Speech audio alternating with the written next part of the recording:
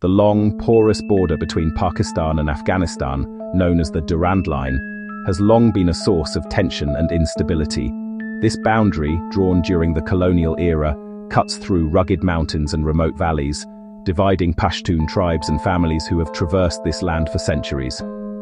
Many in Afghanistan have never officially recognized its legitimacy, viewing it as an artificial imposition. This historical grievance, combined with the difficult terrain, makes patrolling the 2,670-kilometer frontier a monumental challenge. Militant groups have historically exploited this geographic reality, using the border region as a sanctuary and a strategic corridor for moving fighters and supplies, complicating security for both nations. When the Taliban returned to power in Kabul in August 2021, Pakistan's leadership hoped Kabul would rein in anti-Pakistan militant groups, chiefly the TTP, but those hopes were soon dashed. The simmering border tensions erupted into open conflict in October 2025. On October 9th, Pakistan launched a series of airstrikes deep inside Afghan territory. Kabul, Khost, Jalalabad, Paktika. Targets linked to the TTP leadership, including Nur Wali Mehsud. It signaled a major shift, overt offensive action to decapitate militant networks. The Afghan Taliban's response was swift and forceful. On October 11th and 12th, Afghan forces launched retaliatory attacks on multiple Pakistani military posts along the Durand Line. Intense firefights followed, with heavy weaponry on both sides. Some sectors saw roughly 5 hours of sustained fighting. Pakistan reported at least 6 soldiers killed.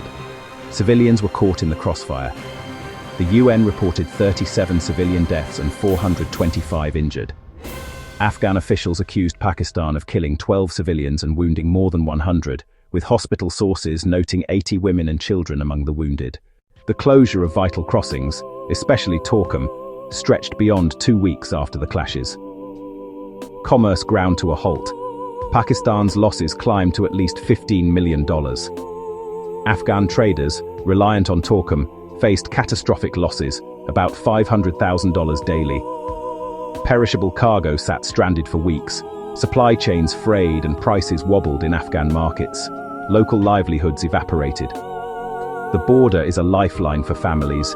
Visits, funerals, weddings, suddenly out of reach. Many Afghans who depend on Pakistani hospitals for specialized care were cut off from treatment. Aid deliveries slowed, compounding hardship. Traders, truck drivers, daily wage laborers, and customs agents all suffered. Prolonged closures fuel smuggling, undermining the very security both sides seek. In the aftermath, mediators stepped in.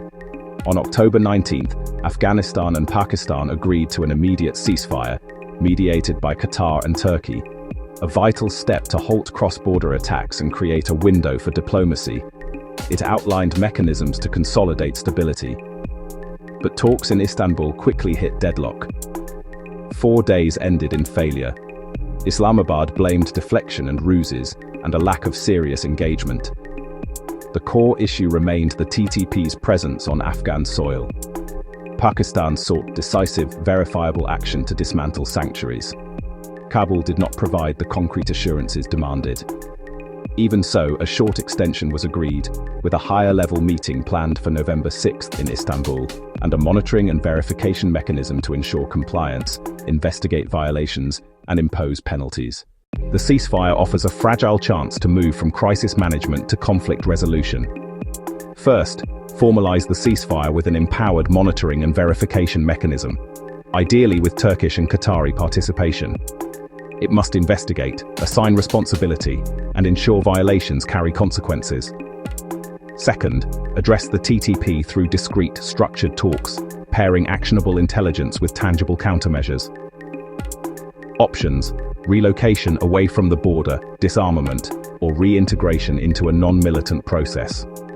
Establish a joint intelligence and security framework to collaboratively track and counter militants. Third, reopen Torkham and Charman under clear, consistent protocols. Streamline procedures and invest in border infrastructure to ease economic pain and incentivize stability. Prioritize humanitarian aid and medical access. Finally, engage the Durand Line dispute practically, with joint management, buffer areas, and hotlines.